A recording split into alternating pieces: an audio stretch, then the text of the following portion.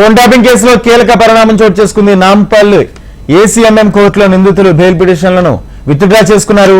ఈ కేసులో IT act section 70 కింద నిందితులపై పోలీసులు కేసు నమోదు చేశారు. అయితే ఈ సెక్షన్ల ప్రకారం 10 ఏళ్ల కన్నా ఎక్కువ శిక్ష పడే అవకాశాలు ఉన్నాయి. ఈ నేపథ్యంలోనే సెషన్స్ కోర్టుకు వెళ్లాలని నిందితుల తరపు లాయర్లకు నాంపల్లి కోర్టు సూచించింది.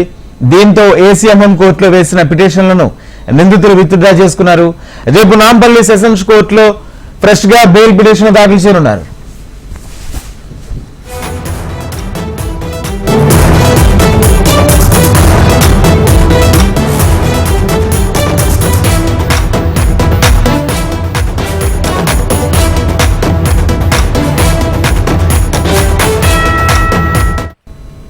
ఫోన్ ట్యాపింగ్ కేసులో కీలక పరిణామం చోటు చేసుకుంది. నాంపల్లి ఏసీఎంఎం కోర్టులో నిందితులు బెయిల్ పిటిషన్లు విత్డ్రా చేసుకున్నారు.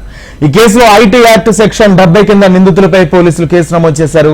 అయితే ఈ సెక్షన్ ప్రకారం 10 ఏళ్ల కన్నా ఎక్కువ శిక్ష పడే అవకాశాలు ఉన్నాయి. ఈ నేపథ్యంలోనే సెషన్స్ కోర్టుకు వెళ్లాలని నిందితుల తరపు లాయర్లకు నాంపల్లి కోర్టు సూచించింది.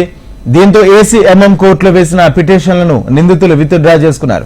ఈ దానికి సంబంధించి పూర్తి సమాచారం మా ప్రతినిధి హైదరాబాద్ బ్యూరో రమణ అందిస్తారు. రమణ, రాజేంద్ర, ఎవరైతే ఇప్పటికైతే ఈ ఫోన్ ట్యాపింగ్ కేసులో అరెస్ట్ అయిన 4 పోలీస్ అధికారులు నాంపల్లి కోర్టులో, నాంపల్లి మెట్రోపాలిటన్ కోర్టులో ఆల్రెడీ బెయిల్ పిటిషన్ సంబంధించి దాఖలు చేస్తున్నారు. అయితే ఈ బెయిల్ పిటిషన్ సంబంధించి విచారణ చేస్తున్న సందర్భంలో ఇవన్నీ కేసులన్నీ కూడా 70 ఐటీ యాక్ట్ కింద నమోదైనది కాబట్టి 10 సంవత్సరాల పైన శిక్ష పడే అవకాశం ఉంది. కాబట్టి ఇది మా పరిధిలోకి రాదు. కాబట్టి సెషన్స్ కోర్టులో వెళ్ళాలంటూ కూడా నిందితులకు కోర్టు సూచించింది. దీంతో వారంతా కూడా ఎవరైతే 4 ఉన్నారో 4 కూడా తమ బెయిల్ పిటిషన్ ను రద్దు చేసుకుని తిరిగి ఫ్రెష్ గా మళ్ళీ పిటిషన్ వేయడానికి సెషన్స్ కోర్టులో పిటిషన్ వేయడానికి వాళ్ళు రంగం సిద్ధం.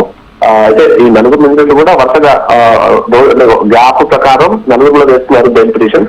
అయితే ఆ బెయిల్ పిటిషన్ కౌంటర్ కూడా ఈరోజు పోలీసులు వేశారు. కాబట్టి దీనికి సంబంధించి విచారణ సందర్భంగా కోర్టు అయితే ఈ సూచన చేసింది. దీంతో ప్రస్తుతం రేపైతే ఇది మళ్ళీ ఫ్రెష్ గా పిటిషన్ దాఖలు చేసే అవకాశం ఉంది. అప్పుడు మరొకసారి వాదనల తర్వాత కోర్టు ఏం చెప్పబోతుంది చూడాలి. ఎందుకంటే ఈ 4 సంబంధించిన అధికారులపై పెద్ద ఎత్తున ఆరోపణలు దర్యాప్తు సంస్థ చేస్తోంది, దర్యాప్తు అధికారులు చేస్తున్నారు. ఇప్పటికీ కీలక ఆధారాలు సేకరించడం, మొత్తం ఫోన్ ట్యాపింగ్ లో వీరంతా కూడా కీలకంగా వ్యవహరించారు. కాబట్టి వీరికి బెయిల్ వద్దని కూడా కౌంటర్ దాఖలు చేసే అవకాశం అయితే కనిపిస్తుంది. సో మళ్ళీ రేపు ఫ్రెష్ గా వారు బెయిల్ పిటిషన్ సెషన్స్ కోర్టులో వేసేటువంటి అవకాశం కనిపిస్తుంది. Rajendra, right, thank you Ramana.